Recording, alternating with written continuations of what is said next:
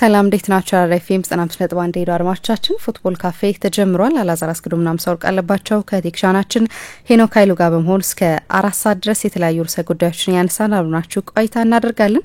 ትናንትና በደቡብ አሜሪካ የዓለም ዋንጫ ማጣሪያ ጨዋታ ተደርጎ ነበር። ብራዚልን ከአርጀንቲና ጋር ያገናኘው ጨዋታ በአርጀንቲና 4-1 አሸናፊነት ተጠናቋል። ይህንን ጉዳይ እናነሳዋለን። በተከታታይ ጨዋታዎች ላይ አርጀንቲና ብራዚል ላይ ከፍተኛ የበላይነት እየወሰደች ነው የምትገኘው። ትናንትና እንግዲህ በሜዳቸው ያደረጉትን ጨዋታ 4-1 አሸንፈዋል። ይህንን ጉዳይ የምናነሳ ነው የሚሆነው። ከዛ ውጭ ግን የትሬንትንም ጉዳይ እንመለከታለን። ወደ ሪያል ማድሪድ የሚያደርገው ዝውውር እውን እየሆነ ያለ ይመስላል። ትናንትና እንግዲህ ሰፊ ሽፋን ያገኘ ትልቅ ዜና ሆኖ ውሏል። የሊቨርፑል ደጋፊዎችን ያስቆጣ ጉዳይ ነው። ይህን ጉዳይ እናነሳዋለን። በእርግጥ አዲስ ነገር አይደለም የትሬንት ወደ ሪያል ማድሪድ የሚለው ዜና። ትናንትና ግን የተቃረበበት ወይም እርግጥ እየሆነ የመጣበት ቀን መስሏል። ይህንን ጉዳይ እናነሳዋለን። አድማጮቻችን በእነዚህ ሁለት ርዕሰ ጉዳዮች ላይ ያላችሁን ሀሳብ አስተያየት እንደዚሁ ልታጋሩ እንችላላችሁ። በተለይ የሊቨርፑል ደጋፊዎች የዚህ ተጫዋች ወደ ሪያል ማድሪድ መሄድ ላይ እንግዲህ እውን የሚሆን ይመስላል ያላችሁ ስሜት ምንድነው የሚለውን በፌስቡክ ገጻችን ላይ ልታጋሩ እንችላላችሁ። ይህንን ጉዳይ የምንመለከተው ነው የሚሆነው። እንዴት አደርከሊስ? እግዚአብሔር ይመስገን ደህና ነኝ። እንዴት አደርሽ? አለን። በእነዚህ ጉዳዮች ነው የምንቆየው። ትናንትና ሌሎችም ጨዋታዎች ተደርገው ነበር፣ ግን በጣም ትልቅ ጨዋታና ደግሞ በድጋሚ ፉክክር የተመለከትንበትን ጨዋታ በአርጀንቲናና በብራዚል በኩል ልክ ነው። በጣም ከፍ ያለ ግምት ነበረው። በእርግጥ በዓለም ዋንጫ የማጣሪያ ሂደት ውስጥ ለአርጀንቲና በተለይ አስቀድሞ ቦሊቪያና ኡሩጓይ ውጤታቸው ከታወቀ በኋላ የአርጀንቲና ብሔራዊ ቡድን ጨዋታውንም ባያደርግ ለ14ኛ ተከታታይ ጊዜ ወደ ዓለም ዋንጫ ማለፉ ተረጋግጦ ነበር። በአጠቃላይ በታሪኳ ለ19ኛ ጊዜ ማለት ነው የአርጀንቲና ብሔራዊ ቡድን። ስለዚህ ጨዋታው ይደረግ የነበረው በተለይ ለአርጀንቲና ከዓለም ዋንጫ ማለፍ አለማለፍ ጋር በተገናኘ አልነበር። በሂሳባዊ ስሌት ወደ ዩናይትድ ስቴትስ፣ ካናዳና ሜክሲኮ የዓለም ዋንጫ ማለፋቸውን አውቀው ነበር። ጨዋታ ሌላ የተደረገ ጨዋታ ውጤት ያንን አስተማምኖ ስለነበር፣ ስለዚህ ይሄኛው ለአርጀንቲናውያን የበላይነታቸውን መጠን ለማሳየት የተጠቀሙበት ብለው ይሻላል መሰለኝ እንጂ ከማጣሪያው አንጻር ምንም ኮንሲኩዌንስ አልነበረው። ውጤቱ ግን በታሪክ ከሚጠቀሱ ትልልቅ ውጤቶች መካከል አንደኛው ነው ለአርጀንቲናውያን። በሞኑሜንታል ነው ጨዋታው የተደረገው። ለ20 ዓመት አርጀንቲና ብራዚልን በዓለም ዋንጫ ማጣሪያ በሜዳዋ በሀገሯ በተደረጉ ጨዋታዎች አሸንፋታለች። ብራዚል አሸንፋታለች ለመጨረሻ ጊዜ 2005 ላይ ሊዮኔል ሜሲ ገና ታዳጊ ያለ ነው ለመጨረሻ ጊዜ አርጀንቲና በሜዳዋ ብራዚልን ያሸነፈችው። 20 ጨዋታ ጠብቃ ነው ይሄ የተሳካው እና 20 ዓመት 4-1 ያለ ሊዮኔል ሜሲ፣ ያለ ላውታሮ ማርቲኔዝ፣ ያለ ሊሳንድሮ ማርቲኔዝ፣ ያለ ሌሎችም ቁልፍ ተጫዋቾች የተሳካ ድል ነው። 7-1 ሊሆን ይችል ነበር፣ 8-1 ሊሆን ይችል ነበር። የብልጫው መጠን ያንን ያህል። ቪኒሺየስ፣ ሮድሪጎ፣ ራፊኛ አይነት አስደናቂ ተጫዋቾች ያሉትን ቢሆን በትልልቅ የአውሮፓ ክለቦች ያሉ ተጫዋቾች ያሉትን ቡድን ቢሆን የዶሪቫል ጁኒዮር የብራዚል ብሔራዊ ቡድን፣ ነገር ግን ጨዋታው ሲያበቃ ማን ያምናል 3 ሙከራ አድርጎ ብቻ ነው የወጣው በ90 ደቂቃ ውስጥ እና አንድ ስህተት ኩቲ ሮሜሮ ባይሰራ ኖሮ እና ያቺ የጎል እድል ባትፈጠር ኖሮ የብራዚል ብሔራዊ ቡድን እንዲህ ነው ተብሎ የሚጠቀስ አንድም ዲቦ ማርቲኔዝን የሚፈትን ሙከራ አላደረገም። አንድ ኢላማውን የጠበቀ ሙከራ ብቻ፣ ያቺም ክሪስቲያን ሮሜሮ እንዳልኩት ስህተት ሰርቶ የተቆጠረች ጎል ነች። ማቲዩስ ኩኛ ያስቆጠራት ጎል ማለት ነው። አሁን ምን እንደሚያደርጉ አላውቅም፣ ግን አንድ እርግጠኛ መሆን የሚቻለው ነገር ዶሪቫል ጁኒዮር ይሰናበታል። እሱን እርግጠኛ መሆን ይቻላል። የፌዴሬሽኑ ፕሬዝዳንት ሮናልዶ እጩ ሆኖ ቀርቦ ነበር። በኋላ መጨረሻ ላይ ከውድድሩ ውጪ ሆነ፣ በቂ ድጋፍ አላገኘም። አንዱ የመቀስቀሻ ነጥቦ የነበረው የብራዚል እግር ኳስ አሁን ከኛ ብራዚላዊ ኩራት ወጥተን ዓለም አቀፍ እውቀትን የምንቀበልበት ጊዜ መሆን አለበት። የውጭ ሀገር አሰልጣኝ መቅጠር አለብን፣ አንቼሎቲ እንዲመጡ አደርጋለሁ፣ ሌላ አውሮፓዊ አሰልጣኝ መምጣት አለበት የሚል ቀስቀሳ ያደርግ ነበር። መጨረሻ ላይ አልተመረጠም። ኤድናልዶ ሮድሪጌስ የሚባሉ ፕሬዝዳንት አሏቸው። በድጋሚ በዚህ ሳምንት ለሁለተኛ የስልጣን ዘመን ተመርጠዋል። አንቼሎቲን ያገኙ እንደሆነ አላውቅም። በሪያል ማድሪድ የውድድር ዘመን ሲያበቃ ማድሪድ ራሱ እንደ ውድድር ዘመኑ ውጤቱ የሚወሰን ነው እንደምታውቂው። ከዚህ በፊት ቻምፒየንስ ሊጎች፣ ላሊጋዎች ደጋግመው ያሸነፉ አሰልጣኝ ቢሆኑም ግን በሪያል ማድሪድ አሰልጣኝነት ለመቆየታቸው ዋስትና የሚሆናቸው በዚሁ አመት በላሊጋ፣ በዚሁ አመት በቻምፒየንስ ሊግ፣ በዚሁ አመት በኮፓ ዴል ሬ የሚኖራቸው ውጤት ነው። አመቱ ሲያበቃ ስራ ማይኖራቸው ከሆነ ወይም ሪያል ማድሪድ የሚያሰናበታቸው ከሆነ በ2026 የዓለም ዋንጫ ላይ ምናልባት ጣሊያናዊው የብራዚልን ብሔራዊ ቡድን እያሰለጠኑ ልናያቸው እንችላለን። እሳቸው የሪያል ማድሪድ ኃላፊነትን የመጨረሻ አሰልጣኝነት ኃላፊነታቸው እንዲሆን እንደሚፈልጉ እናውቃለን። ግን ትላንትና ለብራዚል እግር ኳስ የሀፍረት ምሽት ነበር ማለት ይቻላል። በጣም ከፍተኛ ብልጫ ነው የአርጀንቲና ብሔራዊ ቡድን የነበረው። እንግዲህ ጨዋታውን እናነሳለን፣ ግን በጣም ትልቅ ውጤት ነው ለአርጀንቲና።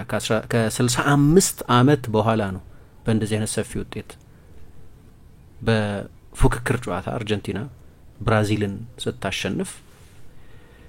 1959 ነበር ለመጨረሻ ጊዜ በእንደዚህ አይነት የጎል መጠን ያሸነፈችው። ስለዚህ ረጅም ጊዜ ሆኗቸዋል እንደዚህ አይነት ድል ጎረቤታቸው ትልቋ ባላንጣቸው ላይ ሲቀዳጁ። ብዙ ስሜት ነበረው። ከጨዋታው አስቀድሞ ራፊኛ የሰጠው አስተያየት ደግሞ ያስቆጣቸው ይመስላል። ስለዚህ ከታሊፊኮ ጋር ከሌሎች ተጫዋቾች ጋር ሜዳ ውስጥ የነበረው ሰጣ ገባ የሚያስገርም ነው። ብራዚል ትናንትና ከአርጀንቲና ጋር ትመጣጠን የነበረው በሰጣ ገባው በፕሮቮኬሽኑ ብቻ ካልሆነ በስተቀር በእግር ኳስ በፍጹም የእግር ኳስ እኩዮች ያደረጉት ጨዋታ አይመስልም ነበር። ይህንን ጨዋታ በስፋት እንመለከተዋለን።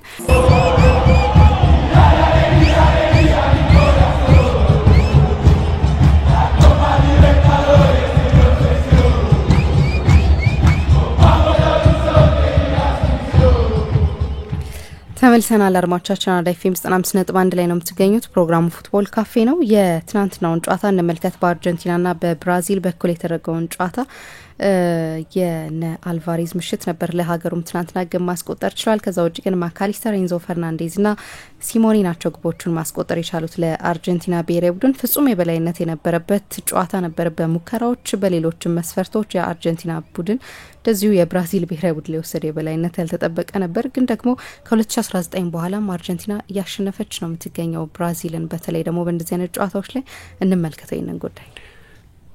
በጣም ሰፊ ልዩነት በሁለቱ ሀገራት መካከል በሁለቱ ሀገራት እግር ኳስ መካከል መኖሩ የተገለጠበት ነው። ግን ምሳ እንዳነሳሽው ለብራዚል እግር ኳስ አስቸጋሪ ጊዜ መሆኑ እንደተጠበቀ ሆኖ ለአርጀንቲና እግር ኳስ ደግሞ ይሄ ወርቃማ ጊዜ ነው። ምናልባት በሀገሪቱ ብሔራዊ ቡድን ታሪክ ይሄ ወርቃማው ጊዜ ነው። በታሪክ የዚህኛው የሁለት ተከታታይ ኮፓ አሜሪካ አሸናፊ ነው። የ2021ም የ2024ም የወቅቱ የዓለም ሻምፒዮን ነው። የ2022 የዓለም ዋንጫ አሸናፊ ነው። ትልቅ ውድድር አድርገን አንቆጥሮ ይሆናል፣ ግን ፊናሊሲማ የሚባል ውድድር ነበር። የአውሮፓ ዋንጫን ያሸነፈው የጣሊያን ብሔራዊ ቡድንና የኮፓ አሜሪካ አሸናፊ የአርጀንቲና ብሔራዊ ቡድን ተገናኝተውም እንዲሁ አርጀንቲና ያንን ጨዋታ አሸንፏል። ይህንን ወርቃማ ዘመን ያመጣው አሰልጣኝ ከዚህ በፊት በኤሊት ደረጃ ሲኒየር የክለብ ወይም የብሔራዊ ቡድን አሰልጣኝ ሆኖ የሚያውቅ አይደለም፣ ሊዮኔል ስካሎኒ እና ትላንትና ጨዋታው ካለቀ በኋላ መቼ ድረስ እንደሚቆይ አላውቅም። ይሄ ጊዜ አለ መቼ ድረስ እንደሚቆይ ስለማላውቅ በጣም መደሰት አለብን። ይሄ ታሪካዊ ጊዜ ነው። ግን ለነገ ቀጠሮ ደግሞ የሚቀጥለው የዓለም ዋንጫ ላይ እንደገና ተከታታይ የዓለም ዋንጫ እናሸንፍ ይሆን ምናምን ማለት አያስፈልገንም። አሁን እሱን ሲደርስ እንጨነቅበታለን። ግን ይሄኛው ጊዜ ወርቃማ ጊዜ ስለሆነ እያንዳንዱን ድል እንዲህ ያለውን ፐርፎርማንስ በስስት ማየት አለብን፣ መደሰት አለብን ሚል አስተያየት ከጨዋታው መጠናቀቅ በኋላ ሰጥቷል። ያውቀዋል የተለየ ጊዜ እንደሆነ። ለአርጀንቲና እግር ኳስ ይሄ ውብ ጊዜ ነው። የዛ ሌላ ማረጋገጫ ነው። ብራዚልን ከማሸነፍ የሚተልቅ ድል የለም ለአርጀንቲና። በሁለቱ ሀገራት ጉርብትና ብቻ ሳይሆን በቃ የላቲን አሜሪካ ክላሲኮ ይሄኛው ነው እና ትላንትና ማለፋቸውን ካወቁ በኋላ ያደረጉት ጨዋታ ቢሆንም ግን ሞቲቬሽን ነበራቸው በሀገራቸው ብራዚልን ከ20 ዓመት በኋላ ለማሸነፍ። ለመነሳሻ ተጨማሪ ምክንያት ያስፈልጋቸው ከነበር ራፊኛ አግዟቸዋል። የአርጀንቲና ብሔራዊ ቡድን ተጫዋቾች የዋትስአፕ ግሩፕ ውስጥ ሲሰራጭ ነበር እሱ የተናገረው ነገር። ለዚህ ነው ትላንትና ሜዳ ውስጥም ሲሰደብ የነበረው ራፊኛ።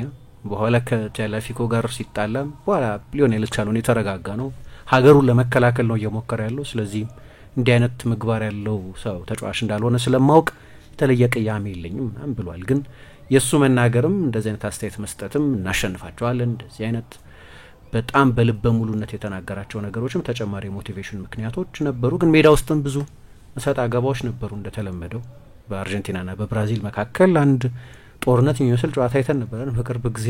ደጋፊዎች ሳይቀር የተሳተፉበት የጠብ ድግስ ነበር። ትላንትና በሁለት እንዳነሳሁት ባልተመጣጠነ የእግር ኳስ ደረጃ ላይ ባሉ ትልልቅ የእግር ኳስ ሀገራት መካከል የተደረገ ጨዋታ ነው። እንዳነሳሁት ነው ሊዮኔል ሜሲ የለም። አንድ ማድነቅ ያለብን ነገር አርጀንቲናን በተመለከተ ያለፈው የኮፓ አሜሪካ ሻምፒዮን የሆኑበት ውድድርም የሊዮኔል ሜሲ ተሳትፎ በጣም ውስን ነበር። ተጎርቶ አልነበረም ውድድሩ ላይ። የፍጻሜው ጨዋታም ላይ እኮ አብዛኛውን ጊዜ አልተጫወተም። ግን በድላቸው ጊዜ አሜሪካ ላይ ለሁለተኛ ተከታታይ ጊዜ የኮፓ አሜሪካ ሻምፒዮን ሲሆኑ ሜሲ ብዙ አልነበር። አሁንም በጉዳት ምክንያት አልነበረም። ላውታሮ ማርቲኔዝ አልነበረም። ላውታሮ ማርቲኔዝ ደግሞ ያለፈውን ኮፓ አሜሪካ ሲያሸንፉ የውድድሩ ከፍተኛ ጎል አስቆጣሪ ሆኖ የጨረሰ ፍጻሜውን ጨምሮ በርካታ ትልልቅ ጨዋታዎች ላይ ጎል ያስቆጠረላቸው አሁን ዓለም ላይ ካሉ ምርጥ 9 ቁጥሮች መካከል አንዱ የሆነ ተጫዋች እሱም አልነበረም። ሌሎችም ያልነበሩ ተጫዋቾች ነበሩ በአርጀንቲና በኩል። በብራዚልም በኩል ያልነበሩ ተጫዋቾች አሉ። ኔይማር የኔይማር ደረጃ ምንድነው አሁን የሚለውን ልንከራከርበት እንችላለን። አሊሰን ሌሎችም ተጫዋቾች ግን ሜዳ ውስጥ የሁለቱም ቡድኖች ተጫዋቾች ስም እና በክለብ እግር ኳስ ያላቸውን ፕሮፋይል ብታወዳድሪ በፍጹም ይሄን ያህል ሰፊ አይደለም። ተመጣጣኝ ናቸው። እንዲያው በጣም ተቀራራቢ ጥራት ያላቸው ናቸው። ግን አርጀንቲና ቡድን የሚለየው የግለሰቦች ስብስብ ሳይሆን አንድ የተዋሃደ ቡድን መሆኑ ነው። እዚህ ላይ አሰልጣኙ ትላንትና ለአንዳንድ ተጫዋቾች ለወትሮ ከሚሰጣቸው ሚና የተለየ ሚና ሰጥቶ ደግሞ ልክ እንደ ኤንዞ ፈርናንዴዝ አይነቱን ተጫዋች እንደ ሐሰተኛ 9 ቁጥር ወይም እንደ ሻዶማን እንደ ሁለተኛ አጥቂ ሆኖ ደግሞ ተጫውቶ ጎልም አሲስትም ሰጥቶ ነው የወጡት። ስለዚህ ቫሊዴሽን ነው በቃ የአርጀንቲና ብሔራዊ ቡድን አሁን የዓለም ምርጡ ብሔራዊ ቡድን ነው። የዓለም ሻምፒዮንም ስለሆነ በፊፋ ራንኪንግ ቆይቷል። በዛ ስፍራ ላይ የዓለም ቁጥር 1 ብሔራዊ ቡድን ነው በፊፋ ራንኪንግ ረጅም ጊዜ። የዓለም ሻምፒዮን የኮፓ አሜሪካ ሻምፒዮን ከዚህ በላይ ምን ማለት እንደሚቻል አላቅም። ብራዚል ከሽንፈቷ በኋላ ወደ 4ኛ ስፍራ ተንሸራታለች ከፓራጓይ ጋር በነጥብ እኩል ሆነ። እንዳነሳሁት የአርጀንቲና ብሔራዊ ቡድን ለ20 ዓመት በዚህኛው ውድድር በሜዳው በተደረጉ ጨዋታዎች ሳያሸንፍ 2 10 ዓመታትን አሳልፏል። ያውም ቅድም እንዳነሳሁት አሁን የዚህኛው የኮፓ አሜሪካ የማጣሪያ ሂደት ውስጥ ያው ማራቶን ነው እንደምታውቂው። እያንዳንዱ ብሔራዊ ቡድን 2 ጊዜ ነው የሚገናኘው። ማራቶን ተብሎ ነው የሚጠራው። 10 የደቡብ አሜሪካ ሀገራት ሁሉም እርስ በርሳቸው ይገናኛሉ። አንድ ቡድን 18 ጨዋታ ነው የሚያደርገው ማለት ነው። በእነዚህ እስካሁን ድረስ በተደረጉት 14 ጨዋታዎች የአርጀንቲና ብሔራዊ ቡድን ከፍተኛ ጎል አስቆጣሪዎች ሁለቱ ሜሲና ላውታሮ አልነበሩ። ሜሲና ላውታሮ ዋናዎቹ የጎል ምንጮች ባልነበሩበት ጨዋታ ነው 4 ጎል ያስቆጠሩት እና ጨዋታው ካለቀ በኋላ እንደው ሌዮ ቢኖር ኖሮ አለ ሁሊያን አልቫሬዝ 3 ወይ 4 ተጨማሪ ጎል እናስቆጥር ነበር፣ ከዚህም በላይ ታሪካዊ ልናደርገው እንችል ነበር ሚል አስተያየት ሰጥቷል። ግን እነዚህ ተጫዋቾች ሳይኖሩ ሲቀሩ የሊዮኔል ስካሎኒን የቫልተር ሳሙኤልን ወይ ፓብሎ አይማርን የሱን ምክትሎች የሱን ስታፍ አጠቃላይ የታክቲክ ዝግጅትም ግን የሚያሳይ ነው። ትላንትና የአርጀንቲና ብሔራዊ ቡድን የአማካይ ክፍል ብዙ አማካዮችን ነው የተጠቀመው ከሁሊያን አልቫሬዝ በስተቀር። አልማዳ እንደ አዲስ ግኝት ሊቆጠር ይችላል። ሊዮን ተጫዋች ነው። በቀደም ኡሩጓይን ሲያሸንፉ እሱ ነበር ጎል ያስቆጠረው። ማካሊስተር፣ ኤንዞ ፈርናንዴዝ፣ ሊያንድሮ ፓሬዴስ፣ ሮድሪጎ ደ ፖልን 5 አማካዮች አንድ ላይ ነው የተጠቀሙ። በሁለቱ ቡድኖች መካከል የነበረው ትልቁ ልዩነት ብራዚል 4 አውት ኤንድ አውት አጥቂዎች፣ አርጀንቲና 5 አማካዮች። ሊያውም ሁሊያን አልቫሬዝን እንደ ንጹህ 9 ቁጥር ለመቁጠር ያስቸግራል። የበለጠ እንደ ሐሰተኛ 9 ቁጥር አይነት ነው አይደለም። ሁሊያን አልቫሬዝ እንጂ ፎካል ፖይንት ሆኖ የሚጫወት አይደለም። እንደዛ ካየ ነው እንደውም 4-1 ይምሰል እንጂ በግራፊክሱ ላይ ያየነው የአርጀንቲና ብሔራዊ ቡድን ፎርሜሽን ስትራይከርለስ ሲስተም የሚባለው እንደ 4-6-0 አይነት ነው። ምክንያቱም ሁሊያን ከፊት ሆኖ የሚጠብቅ ተጫዋች አይደለም። አጠቃላይ የቡድኑ ኮንስትራክሽን ውስጥ የሚሳተፍ ተጫዋች ስለሆነ እንደው እንደ ሃላንድ አይነት ለምሳሌ 9 ቁጥር አይደለም፣ ቢዚ 9 ቁጥር ወደ መስመሮች ይመጣል፣ ወደ ቻናሎች ይወጣል፣ ቅብብሎች ውስጥ ይሳተፋል፣ ትሪያንግሎች ይሰራል፣ ፕሬስ ያደርጋል ያለ ማቋረጥ። የመጀመሪያውን ጎል ያስቆጠረው ተጫዋች ማለት ነው። ትላንትና አሰልጣኙ የሜሲን አለመኖር የላውታሮን አለመኖር ተከትሎ የአማካይ ክፍል ዶሚናንሱ ላይ ያተኮረ ቡድን ነው ነበር። ስለዚህ ቡድኑ አማካይ ክፍል ላይ በኳስ ቁጥጥር በቂ ብልጫ ለመውሰድ የሚያስችል የአማካዮች ቁጥር ነበረው። ሰራተኞች ናቸው ደግሞ አንዱም የአርጀንቲና አማካይ የሚለግም አይደለም። ሁሉም ሰራተኞች ናቸው። አሌክሲስ ማካሊስተርም፣ ኤንድሮም፣ ፓሬዴስም ደግሞ ደፖልም፣ ቲያጎ አልማዳም ሁሉም እንደዛ ነበሩ። በቦነስ አይረስ ነው ጨዋታው የተደረገው። እንግዲህ በብራዚል በኩል ጠርተውት ነበር ዶሪቫል ጁኒዮር ኔይማርን፣ ግን ከተጎዳ በኋላ አልተካተተም። ስለዚህ በቀኝ በኩል ራፊኛን፣ በግራ በኩል ሮድሪጎን፣ አጥቂ ሆኖ ቪኒ፣ ከቪኒ ኋላ ማቴዎስ ኩኛ ናቸው የተጫወቱት። ጆኤሊንተን እና አንድሬ ሁለቱ የፕሪሚየር ሊግ አማካዮች፣ የወልቭስ እና የኒውካስል አማካዮች ሁለቱ አማካዮች ነበሯቸው። ስለዚህ የበለጠ አሰልጣኙ ስቶክ ፓይል ያደረጉት ያጠራቀሙት ሜዳ ውስጥ ያስገቡት የማጥቃት ተጫዋቾችን ነበር። ጨዋታው ሲጀምር ያው የአርጀንቲና ማለፍንም ተከትሎ እና እንዲህ አይነት ጨዋታዎች ከፍ ያለ ጉጉት የሚፈጥሩም ቢሆኑ ሰዎች ብዙ ቢጠብቋቸውም እንዲህ አይነቶቹን ጨዋታዎች ነገር ግን ኬጂ ይሆናሉ። አንዳንድ ጊዜ ቁልፍ ያሉ ጨዋታዎች ሊሆኑ ይችላሉ። እና ጨዋታው ሲጀምር በ3 በ4 ደቂቃ ንባብ ብዙ ማለት አይቻልም፣ ግን መጀመሪያ አካባቢ በቃ የአርጀንቲናዎቹ ተጫዋቾች የበለጠ ኳስ ይዞ መቆየት፣ ሁለቱ ተከላካዮች ኒኮላስ ኦታሜንዲ፣ ዲቡ ማርቲኔዝ ግብ ጠባቂያቸው እና ኩቲ ሮሜሮ እነሱ መሀል ኳስ የማቆየት ወደ ኋላ እየተመለሰ በሁለቱ የመሀል ተከላካዮች መካከል የቡድኑን ኮንስትራክሽን ደግሞ ወይም ከኋላ እየተጫወቱ የመውጣትን ለማሳለጥ ይሞክር የነበረው ፓሬዴስ ነው። ግን በጣም ወደ ኋላ ሪትሪት አድርጎ ስለነበር አንዳንድ ጊዜ ባክስሪ ሁሉ ይመስላል። የብራዚሎቹ እቅድ ምን እንደነበር ገና በመጀመሪያዎቹ የጨዋታው መነሻ ደቂቃዎች ላይ ጥቂት ምልክቶችን ማስተዋል ይቻል ነበር። በመልሶ ማጥቃት ነበር ለማጥቃት ይሞክሩ የነበሩት እና ምናልባት የረጅም ሌሊት ሊሆን ይችላል ያስብል ነበር። ጨዋታው ሲጀመር 9 ሰዓት ነበር የተጀመረው በእኛ፣ ግን በ4 ደቂቃ ውስጥ ነው የመጀመሪያው ጎል የተቆጠረው። የቲያጎ አልማዳ አሲስት አርጀንቲናዎቹ ኤንጋንቼ የሚሏቸው እንደነት 10 ቁጥሮች አሁን ጠንካራ ሰራተኛ ነው። ስለዚህ እንደ ድሮ የሌግዠሪ 10 ቁጥር አይደለም፣ ግን በጣም ጥሩ ክሬቲቭ ተጫዋች ነው እና የመጀመሪያው ጎል ሲቆጠር ለሁሊያን አልቫሬዝ ኳሱን የሰጠው እሱ ነው። ጎሉን ካየሹ ከዚህ በፊት የአርጀንቲና ብሔራዊ ቡድን በ2022 የዓለም ዋንጫ ግማሽ ፍጻሜ ከክሮኤሽያ ብሔራዊ ቡድን ጋር ጨዋታውን ሲያደርግ ራሱ ሁሊያን ካስቆጠረው ጎል ጋር የሚመሳሰል ነው። በሞኑሜንታል ነው ጨዋታው የተደረገው።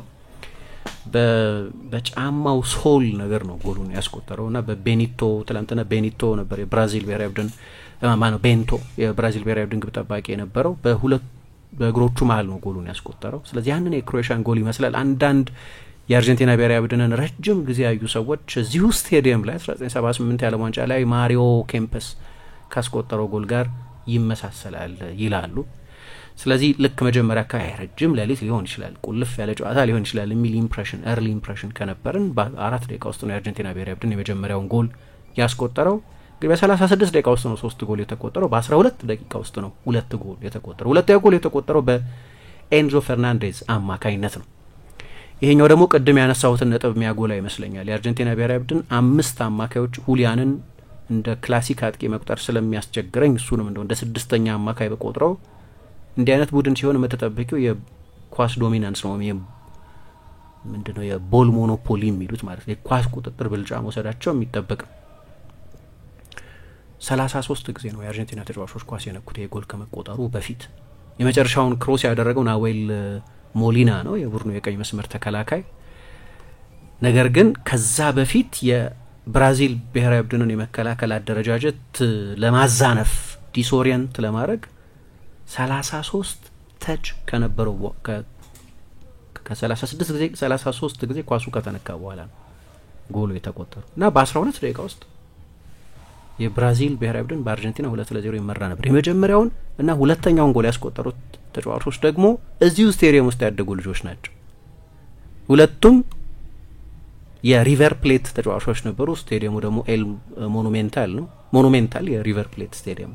ሁለቱም ወደ አውሮፓ፣ አንደኛው መጀመሪያ ወደ ቤንፊካ በኋላ ወደ ቼልሲ ከመሄዱ በፊት አንደኛው በቀጥታ ወደ ማንቸስተር ሲቲ ከመሄዱ በፊት በዚሁ ስቴዲየም ውስጥ ነው ያደጉት። በእነሱ ባደጉበት ስቴዲየም ውስጥ ነው ጨዋታውም የተደረገው። ከዚህ መጀመሪያው ሁሊያን አልቫሬዝ አስቆጠረ። እዛው ቆይቶ የላቲን አሜሪካ ምርጡ ተጫዋች ሆኖ ኮፓ ሊበርታዶሬስ አሸንፎ የሪያል ቢሰሌስቴ ተጫዋች ሆኖ ነው ከዛ በኋላ ወደ ማንቸስተር ሲቲ የሄደው። ኤንዞም ልክ እንደዚሁ ነው። አሸንፏል ኮፓ ሱድ አሜሪካናን፣ ኮፓ ሊበርታዶሬስን ከማርሴሎ ጋያርዶ ጋር የሀገሪቱን የሊግ ሻምፒዮንም ሆኗል። ከዛ በኋላ ነው ወደ ሪቨር የሄደው። ከዲፌንሲያ ሁስቴሲያ የሚባል ክለብ አለ። ከዛ ነው በልጅነቱ ወደ ሪቨር የሄደው። ግን እዚሁ ኑኔዝ የሚባለው የከተማይቱ ክፍል ውስጥ ያደገ ነው። ስለዚህ የመጀመሪያዎቹ 2 ጎሎች የተቆጠሩት በዚህ ስቴዲየም ዓለም መጀመሪያ የተዋወቃቸው የክለብ እግር ኳስ በማድረግ በጀመሩበት ስቴዲየም ውስጥ ነው። ምንም አደጋ የሚፈጠር አይመስልም ነበር። ከዛ በኋላ ጨዋታው በጠዋት ያለቀ ይመስል ነበር። ያኔ ኩቲ ሮሜሮ ትላንትና አትሌቲኮ ማድሪድ ይፈልገዋል። የዶርትሙንድ የቶተንሃም ዶክተሮች የሱን የሕክምና ሁኔታ የያዙበት መንገድ ደስተኛ አላደረገውም። ስለዚህ ዲየጎ ሲሞኔን ቡድን መቀላቀል ይፈልጋል የሚሉ ሪፖርቶች ይወጡ ነበር ስለ ክርስቲያን ሮሜሮ። ኳሱን ይዞታል። የትኛውም የብራዚል ተጫዋች ከሱ በትንሹ በ20 ሜትር ሬንጅ ውስጥ የለም። ምንም ጫና የሚባል ፕሬስ የሚያደርገው ተጫዋች አልነበር። የብራዚል ተጫዋቾች ወደ ራሳቸው አጋማሽ ተጠግተው ነው የነበሩት። ግን ረጅም ጊዜ ይዞት ቆይ። አጠገቡ አማራጮች አሉ። ናዌል ሞሊና፣ ኒኮላስ ታሊያፊኮ፣ ወደ ኋላ ቢመልስ ዲቡ፣ አጠገቡ ኦታሜንዲ። የማያስፈልግ ጊዜ ወሰደና በኋላ እድላለኝ ብሎ ተጠጋ ማቴዎስ ኩኝ። ምንም ያን ያህል የረባ ጫና አላደረገበትም። ኳሱን በቀላሉ ነው የቀማው። ከዚያ በኋላ ነው ጎሉ የተቆጠረው። ከፍጹም ቅጣት ምት ሳጥን ውጪ መሬት የያዘ ድሪል የተደረገ ዲቡ ሊያድነው የሚያስቸግር አይነት ጎል ነው ያስቆጠረው ከሳጥን ውጪ እና ድንገት ጨዋታው 2-1 ሆነና ይሄ ጎል በጨዋታው አካሄድ ላይ እና በሁለቱ ቡድኖች ተጫዋቾች ስሜት ላይ ልዩነት እንደፈጠረ በቀጣዮቹ ደቂቃዎች ማየት ይቻላል ነበር። ኦኬ ራሱም ይጸጸታል፣ አስር የፊቱን ይነካል ምናምን፣ ወደ ቤንች ያያል። የቡድን ጓደኞቹ ያረጋጉት ሞክረዋል። ግን የአርጀንቲና ተጫዋቾችን ስሜት ትንሽ ዲፍሌት ያደረገ የጎዳ የብራዚል ተጫዋቾችን መንፈስ ያነቃ አይነት ጎል ነበር። ስለዚህ ለመመለስ እድል ነበራቸው። 2-1 ሆኗል። ግን ብዙ አልቆየም። እንደገና ሌላኛው የጨዋታው ነጥብ የብራዚል ብሔራዊ ቡድን በፍጹም ኮንትሮል የሚባል ነገር አልነበረውም። እረፍት ከመውጣታቸው በፊት ነው 3ኛው ጎል የተቆጠረው። በጣም ድንቅ ጎል ነው ይሄኛው። ደግሞ አሌክሲስ ማካሊስተር ነው ያስቆጠረው። ሌላ የፕሪሚየር ሊግ ተጫዋች የሊቨርፑል ተጫዋች ያቀበለው ደግሞ ኤንዞ ፈርናንዴዝ ነው። አሁን ቅድም ሀሰተኛ 9 ቁጥር ሆኖ ነው የተጫወተው ስል አሁን የአንዳንዶቹ ተጫዋቾች ሙቭመንትን ትራክ ለማድረግ ያስቸግር ነበር። ለምሳሌ ሮድሪጎ ደ ፖል ቀኝ ላይ፣ አልማዳ ግራ ላይ፣ በቃ አንድ ዲፋይንድ የሆነ ቦታ የነበረው ሊያንድሮ ፓሬዴስ ብቻ ነው። ሌሎቹ ተጫዋቾች በሙሉ አጥቂ ሁሊያንን ጨምሮ በእንቅስቃሴ የተሞላ እና ቶሎ ቶሎ ቦታ መቀያየር። አንዴ ሮድሪጎ ደ ፖል መሀል ላይ ይሆናል፣ ኤንዞ ወደ ቀኝ ይመጣል፣ ሁሊያን ወደ ኋላ ይመለሳል፣ ኤንዞ የአጥቂ ቦታን ይይዛል። ቲያጎ አልማዳ ግራ ላይ ነው የጀመረው፣ ግን ሴንትራል ቦታዎች ላይ ይገኛል። አሌክሲስ ማካሊስተርም እንደዚሁ ጎሉን ሲያስቆጥር እንዳየ ነው ከአርጀንቲና ብሔራዊ ቡድን ከብራዚል ብሔራዊ ቡድን የመከላከል መስመር ጀርባ ያንን የአጥቂ ሩጫ ያደርጋል። አሁን የብራዚል ብሔራዊ ቡድን ተጫዋቾች ይህንን በሙቭመንት የተሞላ በአይገመቴነት የተሞላ የአርጀንቲና ተጫዋቾችን ሙቭመንት መቆጣጠር አልቻሉ። ስለዚህ ኤንዞ ልክ እንደ ፌክ ናይን ወደ ኋላ ድሮፕ አደረገ። ግን ደግሞ አሌክሲስ ማካሊስተር ከጀርባ ያለውን ክፍት ቦታ አጠቃ። ፓሱ ድንቅ ነው። ቤንቶ መጠየቅ አለበት። ኳሱን ከወጣ መያዝ ነበረበት፣ ግን አልያዘውም። ስለዚህ አሌክሲስ ማካሊስተር 3ኛውን ጎል አስቆጠረ እና አርጀንቲና እረፍት ከመውጣቷ በፊት ያንን የ2 ጎል የመሪነት ልዩነት መልሳ ያዘች ማለት ነው። ግን ደግሞ ቡድኑ የተጫወተበትንም ባህሪ ያብራራዋል ይሄ ጎል የተቆጠረበት ሁኔታ። የአርጀንቲና ተጫዋቾች አንድ የቸገራቸው ምን ይመስለኛል መሰለሽ? አሁን ካየሻቸው የአርጀንቲና ተጫዋቾችን የአማካይ ክፍል አይነት ኤንዞን፣ ደፖልን፣ አልማዳን ኢቭን ፓሬዴስን ካየሽ የአንድ ቦታ ስፔሻሊስቶች አይደሉም። ኦል ራውንደርስ የሚሏቸው ናቸው። የተለያዩ ነገሮችን ማድረግ የሚችሉ ናቸው። ኤንዞ በተለይ ለኢንተርናሽናል እግር ኳስ ፍጥነት ጥልቅ የአማካይነት ቦታን ይዞ መጫወት ይችላል። ብዙ ጊዜ አድርጎታል። የአጥቂ አማካይ መሆን ይችላል። ትናንትና እንዳየነው ደግሞ እንደ 10 ቁጥር ለዋናው አጥቂ ቀርቦ መጫወት ይችላል። ወደ መስመር መውጣት ይችላል። ያለ ኳስ ወደ ቀኝ ወጣ ነበር። የብራዚልን የመስመር ማጥቃት ብሎክ ለማድረግ ወደ መስመር ይወጣ ነበር። ማካሊስተርም ልክ እንደዚሁ የበለጠ ወደፊት ተጠግቶ መጫወት ይችላል፣ ወደ ኋላ መመለስ ይችላል። ደፖልም ልክ እንደዚሁ የተለያዩ ቦታዎች ላይ መገኘት የሚችል ተጫዋች ነው። ይሄ ኦልራውንደር መሆን የተለያየ አይነት ችሎታ ያላቸው በአንድ ቦታ ላይ ስፔሻሊስት የሆኑ ተጫዋቾች ሳይሆኑ ዩኒቨርሳሊስት ስለሆኑ የተለያዩ ቦታዎች ላይ የተለያዩ ዞኖች ላይ መገኘት የሚያስችል ቴክኒካዊ አካላዊም ታክቲካዊም ችሎታ ስላላቸው ዋናው አሰልጣኙ ያደረገው ነገር የእነዚህ ተጫዋቾች ጥንካሬ ላይ ቡድኑን መስራት ነው። ያንን ያደረገው ትላንትና እና በፍጹም ሊገመት አልቻለም የአንዳንዶቹ ተጫዋቾች እንቅስቃሴ። 3-1 እረፍት።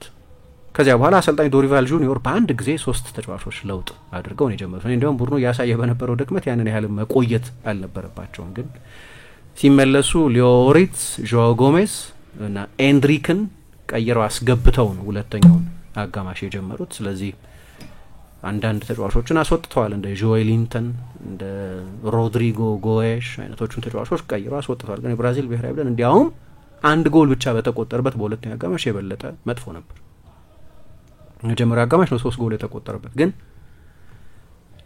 በሁለተኛው አጋማሽ የአርጀንቲና ብሔራዊ ቡድን የበለጠ ኳስ ሞኖፖላይዝ ያደረገበት ሌሎች እድሎችን የፈጠረበት ለምሳሌ ሁሊያን አልቫሬዝ፣ የግራ መስመር ተከላካዩ ኒኮላስ ታሊያፊኮ፣ ሊያንድሮ ፓሬዴስ፣ ሮድሪጎ ደፖል እነዚህ ሁሉ ተጫዋቾች የጎል ማስቆጠር እድል አግኝተው ነበር።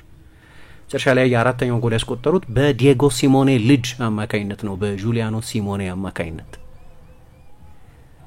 አሁን 3ቱም የሲሞኔ ቤተሰብ ልጆች ጎል አስቆጥረዋል። ራሱ አባታቸው ቾሎ ሲሚዮኔ የአትሌቲኮ ማድሪዱ አሰልጣኝ አሁን የሱ የመጀመሪያ ልጅ በሴሪያ የሚጫወተው ጂዮቫኒ ሲሞኔ አሁን በአትሌቲኮ ማድሪድ ለአባቱ ቡድን እየተጫወተ ያለው ጁሊያኖ ሲሞኔ። በአርጀንቲና ታሪክ ከዚህ በፊት አንድ ጊዜ ብቻ መሰለኝ የሆነው 3 የአንድ ቤተሰብ አባላት ለብሔራዊ ቡድን ጎል ሲያስቆጥሩ። ዲየጎ ሲሞኔ 9 ጎል ነው ያስቆጠረው። የአማካይ ተከላካይ ነበር። ግን እሱ ጎል ባስቆጠረባቸው ጨዋታዎች የአርጀንቲና ብሔራዊ ቡድን ተሸንፎ አያውቅም። እንደዚህ አይነት እድለኝነት አለው። እሱ ጎል ሲያስቆጥር ይቀናቸዋል ብዙ ጊዜ። ጁሊያኖ ሲሞኔ ነው ጎሉን ያስቆጠረው። ይሄ ደግሞ ከአንደኛው መስመር ወደ ሌላኛው መስመር ክሮስ የተደረገ ኳስ ነው። ክሮሱ የተደረገው ለማካሊስተር ይመስላል። ኒኮላስ ታሊያፊኮ ነው ክሮሱን ያደረገው፣ ግን አልደረሰበትም። አሁን የአርጀንቲና የብራዚልን የመከላከል ድክመት ያሳይሻል። ይሄ ፍሮም ኮስት ቱ ኮስት የሚሉት አይነት ከአንደኛው ጫፍ ወደ አንደኛው ጫፍ የመጣ ኳስ ከጠባብ አንግል ነው ጎሉን ያስቆጠረው ጁሊያኖ ሲሚዮኔ እና ለአርጀንቲና ብሔራዊ ቡድን የመጀመሪያውን ጎሉን በአርጀንቲና ብሔራዊ ቡድን ተጫዋችነት 85 ደጋፊ ነው የነበረው። ከዛ በኋላ ኦሌ ኦሌ ካምፒዮኔ በቃ እንደገና ለሌላ የዓለም ዋንጫ የሚሄድና ሴሌብሬሽኑ በሙሉ በቃ በጣም የደመቀ ነበር። መጨረሻ ላይ አሸንፋለች በዚህ ውጤት እና እንዳነሳሁት ይሄ ለአርጀንቲና ብሔራዊ ቡድን የሀገሪቱ የእግር ኳስ ወርቃማ ዘመን ነው። ዲባላም አልነበረም ትላንትና በለንደን ቀዶ ሕክምና አድርጓል። ስለዚህ ከዚህ ሲዝን ውጪ ነው። እንደዚህ ወሳኝ ላይሆን ይችላል፣ ግን ወደ ዓለም ዋንጫው ከመሄዳቸው በፊት በኋላም እኮ ጠሩት። የዓለም ሻምፒዮን ከሆኑ በኋላ አብሯቸው ነው ሴሌብሬት ያደረገው ጆቫኒ ሎ ሴልሶ። እሱም አልነበረም እንዳልኩት የማንቸስተር ዩናይትዱ ተከላካይ ሊሳንድሮ ማርቲኔዝም የለም። ዋናው ደግሞ ሊዮኔል ሜሲም ላውታሮም የሉም። እነዚህ ሁሉ ተጫዋቾች ሳይኖሩ ነው የአርጀንቲና ብሔራዊ ቡድን ብራዚልን በዚህ መንገድ ያሸነፈው። ያለፉት 2 ድሎቻቸውን ብቻ ብታይ ትላንትና በሞኑሜንታል ወይም ወደ ዛሬ ንጋት አሸነፉ ብራዚልን። ደግሞ ከዛ በፊት ባለፈው ሳምንት በሞንቴቪዲዮ ሄደው ነው ኡሩጓይን የማርሴሎ ቢኤልሳን ቡድን ያሸነፉት። እነዚህ 2 ትልልቅ ፎርሚደብል በጋራ 7 የዓለም ዋንጫ ያሸነፉ ሀገራት ናቸው። አርጀንቲና ያሸነፈቻቸው 2 ቡድኖች እንዲህ አይነት ቁልፍ ተጫዋቾችን ሳይዝ ማለት ነው። ስለዚህ ተዋጣለት የጎሎች የመጀመሪያ አጋማሽ ብልጫው ከጎሎች ጋር የነበረ፣ ሁለተኛው አጋማሽ ደግሞ አንድ ጎል ብቻ የተቆጠረበትም ቢሆን አንዳንዱ የብልጫ አይነት ከጎል የበለጠ ዲሞራላይዝ የሚያደርግ ነው። የሁለተኛው አጋማሽ በቃ በፍጹም በተመሳሳይ የፉክክር ምህዋር ላይ ያሉ ቡድኖች አይደሉም። 4-1 ይመስላል፣ ግን ብዙ ሀሳቡ ከኳስ ውጪ ደግሞ ኮምፓክት ነው በጣም። በመጨረሻው ተከላካዩ በሁለቱ ተከላካዮች በኩቲ እና በኦታሜንዲ እና በመጨረሻው አጥቂ በሁሊያን አልቫሬስ መካከል በእያንዳንዱ ሙቭመንት ያለ ኳስ ከ30 ሜትር አይበልጥም ዲስታንስ። ኮምፓክት ማለት እሱ በመጨረሻው ላይን እና በመጀመሪያው መስመር ማለት በሁለቱ መስመሮች መካከል ያለው ዲስታንስ ልክ እንደዚህ ሲሆን ኮምፓክት ነው፣ አብረው ነው ሙቭ የሚያደርጉት። በጣም ሲንክሮናይዝድ ይሆን እያንዳንዱ እንቅስቃሴ የተዋሃደ ነው ያለ ኳስም። ቅድም ደግሞ እንዳነሳሁት የአማካዮቹ አይነት ሁሉንም ነገሮች መከወን መከላከልም የሚችሉ ኳስ መቆጣጠርም የሚችሉ የጎል እድል መፍጠርም የሚችሉ ጎል ማስቆጠርም የሚችሉ የመጨረሻ ፓስ መስጠት የሚችሉ ተጫዋቾች ስለሆኑ የተለያዩ ዞኖች ላይ ለመገኘት የሚያስችል ቴክኒካዊ ችሎታ አላቸው እና መጨረሻ ላይ እንግዲህ በዚህ መንገድ የዓለም ዋንጫን አሸንፈው ማነው የማጣሪያውን ሂደት አሸንፈው ከ20 ዓመት በኋላ በሜዳቸው ብራዚልን ድል አድርገው አልፈዋል ማለት ነው። ሌላ ማንሳት የምፈልገው ቅድም የጠቀስኩትን የኤንዞን ጉዳይ ነው። ኤንዞ እንደምታውቂው በቼልሲ አሁን የመጀመሪያ ተሰላፊ ውስጥ የሚገባ ነው። ግን ምንድን ነው የሆነው ቦታው? መጀመሪያ ጥልቅ አማካይ ነበር። ጆርጂኖ ወደ አርሰናል ሄደ እና በጆርጂኖ ቦታ መጫወት ጀመረ። የቡድኑ 6 ቁጥር ሆኖ መጫወት ጀመረ። አንዳንድ ተጫዋቾች ምን ይሆናሉ? ከፊት ይጀምሩና ከፊት ለመጫወት የሚያስችል ፍጥነታቸው እየቀነሰ ሲመጣ ወደ ኋላ የበለጠ ፍጥነት ብዙ በማይጠይቁ የሜዳ ሚናዎች መጫወታቸውን ይቀጥላሉ። የሱ ተቃራኒ ነው። መጀመሪያ ጥልቅ አማካይ ሆነ። በኋላ ፖቼቲኖ በ4-2-3-1 መጫወት ሲጀምር ከሌላ የአማካይ ተከላካይ ጋር ከሞይሰስ ካይሴዶ ጋር ማጣመር ጀመረ። መጀመሪያ ብቻኛው 6 ቁጥር ነበር። በኋላ የፒቮቱ አካል ሆነ። ማሬስካ ሞከረው በዚህ ቦታ። አሁንም ወዶ አይደለም በዛ ቦታ የሚያጫወተው የላቪያ በአብዛኛው አለመኖር ነው ጥልቅ አማካይ የሚያደርገው። ግን ሚናውን ካየሽው 10 ቁጥር ተጫዋች ነው ቼልሲ ውስጥ። ስለዚህ ምን ሆነ? መጀመሪያ ፒቮት ሆነ። በኋላ የደብል ፒቮቱ አካል ሆነ። መጨረሻ ላይ 10 ቁጥር ሆነ። ምን ሆነ ማለት ነው? ከጥልቅ እየተነሳ ወደፊት አድቫንስ እያደረገ ሄደ። ግን ክርክር አለ። የሱ ፊዚካሊቲ አሰልጣኙ ከዚህ በፊት ስላነሳው በጣም ጥሩ ተጫዋች ቢሆንም ነገር ግን ለምሳሌ ሰፊ የሜዳ ክፍል መከላከል የሚያስችል አካላዊ ቅልጥፍና ያለው ተጫዋች አይደለም። ለዚህ ነው ላቪያን ምን ፈልገው ብሏል አሰልጣኙ ራሱ። ያው ብዙ አማራጮች ስለሌሉት ያንን የጥልቅ አማካይነት ሚና እንደሚወጣ አውቃለሁ። በአርጀንቲና ብሔራዊ ቡድን ከዚህ በፊት ሲጫወት ካየንበት ሚና በተለየ መንገድ ነው ትላንትና የተጫወተው። ወይም እኔ በማስታወስበት ጊዜ ቢያንስ እንግዲህ ቤንፊካን እነዛን የቻምፒየንስ ሊግ ጨዋታዎች አይተናቸዋል። ከፔዤ ጋር የተደረጉት 2 ጨዋታዎች፣ ከዩቬንቱስ ጋር የተደረጉት 2 ጨዋታዎች፣ ወደ እንግሊዝ ከመጣ ደግሞ ኦልሞስት ሁሉንም ጊዜ አይተነዋል። የትላንትናውን አይነት ሮል ይዞ አይቼው አላውቅም። ካርሎስ ጋርዴል የሚባል አንድ የታወቀ የጥበብ ሰው አለ እነሱ ጋር እና በመልክ እሱን በጣም ይመስላል። ወለ ፎቶግራፉንም አየሁት ገብቼ። ካርሎስ ጋርዴል ፈረንሳይ አርጀንቲናዊ ሙዚቀኛ፣ የግጥም ጸሐፊ፣ ኮምፖዘር እና ደግሞ አክተር ካርሎስ ጋርዴልን ስለሚመስል ትንሹ ጋርዴል ለማለት ጋርዴሊቶ ነው የሚሉት አርጀንቲናዎቹ። ኮምፖዘር ነው። ትላንትና ብዙውን የአርጀንቲናን ማጥቃት ኮምፖዝ ሲያደርግ የነበረው እሱ ነው። ልክ እንደ ጋርዴል ሁሉ የተለየ ሚና ነው። ያልተጠበቀ የሜዳ ስፍራ የተሰጠው ይመስለኛል። ብዙ ጊዜ ከሁሊያን ጋር፣ አንዳንድ ጊዜ ከሁሊያንም ፊት ታያዋለሽ። ሁሊያን እንዳልኩት ፊክስድ አጥቂ፣ ሪፈረንስ አጥቂ አይደለም። የአክስ አጥቂ ወይም እዛው ፊት ለፊት ሳጥን ውስጥ የሚቆይ አይደለም። በጣም ወደ ኋላ የሚመለስ ተጫዋች ስለሆነ አንዳንድ ጊዜ ከሱም ፊት እናየው ነበር። ቡድኑ ኳስ በሚያጣበት ጊዜ ደግሞ የቀኝ ክንፍ ተጫዋች ሆኖ እናየዋለን። ጎል ሲያስቆጥር ትንሿ ሳጥን ውስጥ ተገኝቶ ነው ጎል ያስቆጠረው። በጣም የተሟላ ብቃት ነው። አንዱን የአርጀንቲና ተጫዋች ብቻ አጉልቶ ማንሳት የሚያስቸግር ይመስለኛል። በጣም የተናበበ የተዋሃደ የቡድን ብቃት ስለነበር፣ ግን ትላንትና በተለይ በተሰጠው የተለየ ታክቲካዊ ሚና ምክንያት ለሱ ግሩም ምሽት ነበር። ቅድም እንዳነሳው ጁሊያኖ ጎል አስቆጥሯል። የሲሞኔ ቤተሰብ ሶስተኛው አባል ሆርሄ ኤሊሲዮ ኤርኔስቶ እና አልፍሬዶ ብራውን እነዚህ ናቸው በ20ኛው ክፍለ ዘመን ከሚሊኒየሙ በፊት ማለት ነው ለአርጀንቲና ብሔራዊ ቡድን ጎል ያስቆጠሩ ተጫዋቾች።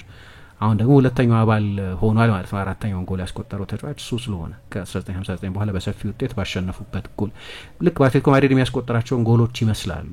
የቀኝ ክንፍ ተጫዋች ነበር። አሁን እንግዲህ ትላንት በቀደሙ ጨዋታ ያስጀምሩታል። ኡሩጓይ ጨዋታ ላይ ትላንትናው ጨዋታ ላይ ግን ቤንች አድርጎታል። ቡድኑን ካየሹ ዊድዝ ያገኝ የነበረው በፉልባኮቹ አማካኝነት ነው።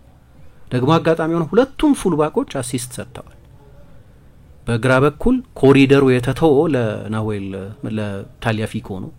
በቀኝ በኩል ለሞሊና ነው። ሁለቱም ፉልባኮች ናቸው እና ቡድን ውስጥ የዊድዝ ተፈጥሯዊ የክንፍ ተጫዋች የለም። ጁሊያኖ ቢሰለፍ ልክ እንደዛ ነው የሚሆነው። ትላንትና ግን የበለጠ ምንድነው አማካይ ክፍል ላይ ያሉ ተጫዋቾች በብዛት የገቡበት ስለነበር የሜዳው ክፍል የሜዳ ስፋትን ማጥቃት ለመስመር ተጫዋቾቹ የተሰጠ ነበር። ሁለቱም ይሄ በደንብ እንደሚሰራ አሳይተዋል። ሌላ የዊድዝ ተጫዋች ነው ግን ጁሊያኖ ተቀይሮ ሲገባ ሌላ የክንፍ ተጫዋች ነው። አሁን ጥቂት አንዳንድ ነጥቦች ስለ አሰልጣኝ ሊዮኔል ስካሎኒ ለጥቀስ። ስካሎኒታ ነው የሚሉት የአርጀንቲና ብሔራዊ ቡድን የሱ ቡድን ስለሆነ ሁሉም አሰልጣኞች ብታዩ ሲጫወቱ አይተናቸዋል አይደለም? እሱንም አይተነዋል። ለሱፐር ለዴፖርቲቮ ላከሩኛ ለአርጀንቲና ብሔራዊ ቡድን እንግሊዝ ሁሉ ለዌስትሃም ተጫውቷል። አንቼሎቲን ነው እንደ ትልቅ የኮቺንግ ሪፈረንስ የሚያየው እና ቡድን ውስጥ ታያለሽ እንዲህ አይነት አዳፕታቢሊቲ። አንቼሎቲ ይሄ ነው በቃ የአንቼሎቲ መንገድ የሚባል ነገር የለም። ከፓርማ አሰልጣኝነታቸው በኋላ በሰሩባቸው ክለቦች ሁሉ የተለያየ መልክ ያላቸውን ቡድኖች ነው የገነቡት። የእሳቸውን ሊጉን መዋሃድ መላመድ፣ አንዳንዴ ከፍተኛ የኳስ ቁጥጥር ቡድን፣ አንዳንድ ጊዜ የበለጠ የሚከላከል ቡድን፣ አንዳንድ ጊዜ ሽግግር ቡድን፣ አንዳንድ ጊዜ የፕሬሲንግ ቡድን፣ አንዳንድ ጊዜ በ4-4-2 የሚጫወት ሌላ ጊዜ 4-3-3 የሚኖረው በተለያየ ሲስተም በተለያየ መንገድ የሚጫወት ቡድን አሳይተዋል። ሊዮኔል ስካሎኒን ምልክ እንደዛ ልለው ይችላሉ። አዳፕተብል ነው በጣም ያው ከሞላ ጎደል አብዛኞቹ ተጫዋቾች አብረው የቆዩ ተጫዋቾች ቢሆኑም ግን እነዚህን ተጫዋቾች የሚጠቀምበት መንገድ ግን በጣም የተለያየ ነው። ትላንትና ይሄንን ራሱም እንዳሰልጣኝ የበለጠ እየበሰለ እንደመጣ የሚያሳይ ጨዋታ ነው ማለት ይቻላል። የሱ ቡድን ብራዚልን ሜዳውም ላይ ከሜዳውም ውጭ ያሸነፈ በታሪክ የመጀመሪያ አርጀንቲና ቡድን ሆኗል። በአንድ የዓለም ዋንጫ ሂደት ውስጥ በአንድ የዓለም ዋንጫ የማጣሪያ ሂደት ውስጥ ከ20 ዓመት በኋላ ነው ለመጀመሪያ ጊዜ ያሸነፈው። ቦሊቪያን ከ15 ዓመት በኋላ ለመጀመሪያ ጊዜ ያሸነፈ አሰልጣኝ እሱ ነው። ላፓዝ ላይ ሄዶ መጫወት አስቸጋሪ ነው አይደል? መተንፈሱ ላይ ያስቸግራል። ግን ላፓዝ ላይ ሄዶ ያሸነፈ ቡድን ሰርቷል። ፔሩ ሊማ ላይ ሄዶ መግጠም ፔሩን ያስቸግራቸው ነበር አርጀንቲናዎቹ። ከ16 ዓመት በኋላ በሱ የአሰልጣኝነት ዘመን ነው ሊማ ላይ ሄደው ያሸነፉት። ቬኔዙዌላን ከ14 ዓመት በኋላ፣ ኡሩጓይን ሞንቴቪዲዮ ላይ ከ12 ዓመት በኋላ ያሸነፉት በዚህ አሰልጣኝነት ነው። እንግዲህ ከ2021 ኮፓ አሜሪካ ድሉ ጀመረ። 2022 ላይ ለዋንጫን አሸነፈ። 2023 ላይ ፊናሊሲማን አሸነፈ። 2024 ላይ ኮፓ አሜሪካን አሸነፈ። ከዚያ ደግሞ በታሪክ አንድ ብሔራዊ ቡድን በርካታ ተከታታይ ጨዋታዎች ያለ መሸነፍን ሬከርድ ያዘ። 36 ተከታታይ ጨዋታዎችን ሳይሸነፍ ተጉዞ ነበር በሳውዲ አረቢያ በ2022 ያለ ዋንጫ የመጀመሪያ ጨዋታዎች እስኪሸነፉ ድረስ። እሱ ምንም ችግር የለውም ምክንያቱም መጨረሻ ላይ ዓለም ሻምፒዮን ስለሆኑ የሚያም ሽንፈት አልነበረም፣ የሚያነቃ ሽንፈት ነው የነበረው። 86 ጨዋታ አድርጓል፣ 61 አሸንፏል፣ 169 ጎል አስቆጥሯል እና ትላንትና ሬከርድ ያሻሻሉበትም ድል ነበር። የብራዚልን በተመለከተ ትላንትና የእግር ኳስ ባህሏ እንዴት እንደነበር በኋላ ቀስ እያለ እንዴት እየታጣ እንደመጣ የብራዚል ብሔራዊ ቡድንን ዩኒክነስ እንዴት ባለፉት 20-30 ዓመታት ብራዚል ራሷ እንዳጣችው ኢቭን ባለም ዋንጫ ድሎቿ ጊዜም ጭምር የብራዚልን በሚመስል አጫወት አልነበረም ባለድል የሆኑት 94ም 2002ም እንዲህ እያልን እናነሳ ነበር። አንድ የሚታየን ችግር እኔ አሁን ብዙ ችግሮች አሉበት ኦፍ ኮርስ ግን በልጅነታቸው ነው አይደል ወደ አውሮፓ የሚሄዱት ብዙዎቹ ተጫዋቾች። አሁን ትላንትና ያየናቸው ተጫዋቾችን ሜዳ ውስጥ ብታይ ራፊኛ ገና በለጋ እድሜው ነው ወደ ቪክቶሪያ ጊማራይሽ ወደሚባል ቡድን ሄደው ከዛ ወደ ስፖርቲንግ ሬን፣ ሊድስ፣ ባርሰሎና። ቪኒ፣ ሮድሪጎ ተቀይሮ የገባው ኤንድሪክ፣ ሌሎቹም በልጅነታቸው ስለሆነ የሚሄዱት በአውሮፓ ኮቺንግ ውስጥ የኖሩ ተጫዋቾች ናቸው። ችግሩ ግን አሁን ወደ ብራዚል ብሔራዊ ቡድን ሲመለሱ አውሮፓ አሰልጣኝ ያሰለጥናቸው ረጅም ጊዜ ጋፕ አለ። አሁን አርጀንቲና አሰልጣኞች ታያለሽ አይደለም? በአውሮፓ ፖቼቲኖን አይተናል፣ ዲየጎ ሲሞኔን አይተናል፣ ሌሎችም አርጀንቲናን አሰልጣኞች ወደ አርጀንቲና ወደ አውሮፓ መጥተው ሲሳካላቸው ሆርሄ ሳምፓውሊ በሴቪያ ሰርተዋል። ብዙ ዋን አንቶኒዮ ፒዚ ብዙ አሰልጣኞች ወደ አውሮፓ እየመጡ ሲሰሩ ሲሳካላቸው አይተናል። እኔ ብራዚላዊ አሰልጣኝ አላስታውስም ከቫንደሌ ሉክዘምበርጉ በስተቀር በአውሮፓ ደረጃ ለማሰልጠን እንትኖቹን ከወሰድሽ ነው የላቲን አሜሪካ ብሔራዊ ቡድኖችን ከወሰድሽ ጋሬካን ወይ ኔስቶር ሎሬንዞ ሌሎቹን አሰልጣኝ ሆሴ ፔከርማንን ሌሎችን አሰልጣኞች ከወሰድሽ ደግሞ ካስቡ 5ቱ ምናምን በአርጀንቲና አሰልጣኞች የሚሰለጥኑ ናቸው። ብራዚላዊ አሰልጣኝ የሚያሰለጥነው የላቲን አሜሪካ ሀገር አታገኝ። እዛም ከስንት ጊዜ በኋላ ፍላሚንጎ ፍሉሚኔንስ ሻምፒዮን ሲሆኑ በአውሮፓውያን አሰልጣኞች ነው ሻምፒዮን የሚሆኑት። በቅርብ ጊዜ ከመጡት ፌርናንዶ ዲኒዝ ከሚባሉት አሰልጣኙ በስተቀር እዛው ላቲን አሜሪካ ውስጥ ያለውን ትልቁን የክለቦች የእግር ኳስ ውድድር እንኳን ብራዚሎቹ ዶሚኔት ማድረግ አቅቷቸዋል። እንግዲህ የብራዚል ሊግ ትልቁ ሊግ ነው፣ ሀብታሙ ሊግ ነው። ግን የራሳቸውን አህጉር ውድድር እንኳን ዶሚኔት ማድረግ አቅቷቸዋል። ለዚህ ነው አሁን ክርክር የውጭ ሀገር አሰልጣኝ በቃ ያስፈልገናል፣ ከኢጎ መውጣት አለብን። ብራዚል ሁሉንም የዓለም ዋንጫዎች በሀገር ውስጥ አሰልጣኞች ነው ያሸነፈችው፣ በማሪዮ ዛጋሎ ወይ በፊዮላ ወይ በፓሬራ ወይ በቢግ ፊል ወይ ኦኬ። ግን አሁን ተጫዋቾቹ በሙሉ ያሉበት ደረጃና የአርጀንቲናና የብራዚላውያን አሰልጣኞች ደረጃ የሚመጣጠን አይደለም።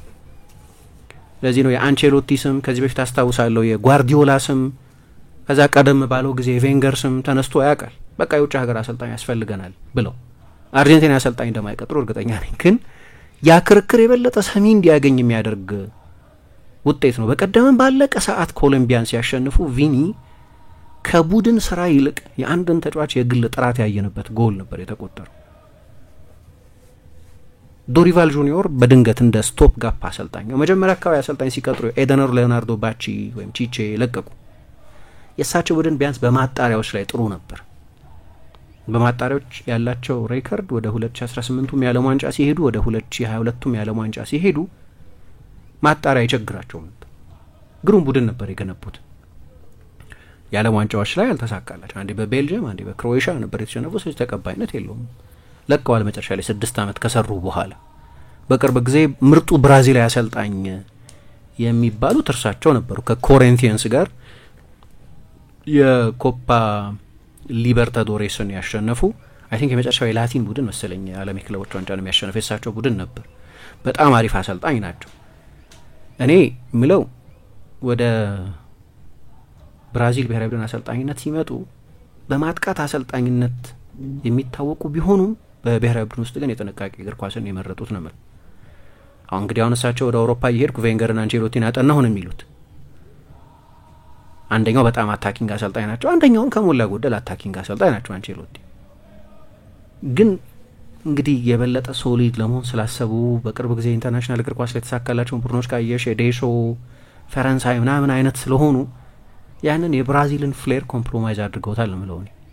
ስለዚህ ሲወጡ በቃ ተቀባይነት የለውም። በክሮኤሽያና በቤልጅየም ነው የተሸነፉት። የቤልጅየም ትውልድ ጥሩ ትውልድ ነበር። ሜቢ በዛ ሜዳ ላይ ከብራዚል ተጫዋቾች የበለጠ የግል ብቃት ነበራቸው ይሆናል ከኔይማር በስተቀር። ግን ሃዛርድ፣ ደብሮይነ እና ሌሎቹም ተጫዋቾች ምርጥ ብቃታቸው ላይ በነበሩበት ጊዜ ነው የተረቱ። ሉካኩ ጥሩ ፎርም ላይ ነበረበት ጊዜ ነው። ግን እሳቸው ከተነሱ በኋላ ከለቀቁ በኋላ ግን የብራዚል ብሔራዊ ቡድን አንድም ግራ መጋባት ውስጥ ያለ ይመስላል። የወደፊቱ ዘላቂው አሰልጣኝ ማን ነው? አንቼሎቲን ነበር እየጠበቁ የነበሩት እና እውነታቸውን ይሁን ውሸታቸውን ይሁን ከአንቼሎቲ ቃል ተገብቶላቸው እንደሆነ አይታወቅም። ኤድናልዶ ሮድሪጌዝ የብራዚል ሲቢኤፍ ፕሬዚደንት አንቼሎቲን ቃል ሰጥቶናል፣ ተስማምተናል፣ የብራዚል ብሔራዊ ቡድን አሰልጣኝ ይሆናል። ስለዚህ ከማድሪድ ጋር እስኪለያይ ድረስ የስቶፕ ጋፕ አሰልጣኝ ነው የምንፈልገው አሉ እና ፈርናንዶ ዲኒዝን በኮንሰፕታቸው ሪሌሽኒዝም በሚባል ኮንሰፕታቸው የሚታወቁትን አሰልጣኝ ቀጠሯቸው። ግን የእሳቸው በክለብ ፉትቦል የገነቡት ቡድን ነው ምን ይፈልጋል? አሁን እኔ ለምሳሌ አላቅም መጨረሻ ቱኸል በእንግሊዝ ብሔራዊ ቡድን ሊሳካላቸው ይችላል አይታወቅም። ግን ያለፉት 2 ጨዋታዎች ለአሰልጣኙ የሚነግሩት አንድ ነገር ያንን እሱ ፓተርኖች የሌሉት ነው የእንግሊዝ ብሔራዊ ቡድን የአውሮፓ ዋንጫ ላይ ያየሁት የእንግሊዝ ብሔራዊ ቡድን እንደዚህ የሚል ቴክኒካል አስተያየት ሰጥቶ ነበር። እንደዚህ አይነት አስተያየት እንደሰጠ አላቅም። አዲስ የመጣ አሰልጣኝ የቀደሙን አሰልጣኝ ስራ በተመለከተ እንደዚህ በግልጽ ብዙ መናገሩ የተለመደ አይደለም። ግን እሱ የሚለው አይነት ፓተርኖች ያሉት አይነት ቡድን ለመገንባት ግን ጊዜ ይፈልጋል አይደል? አሁን 3-4 ትሬኒንግ ሰርቶ እንዴት ነው ተብላልቶ የጨረሰ ቡድን የሚገነባው?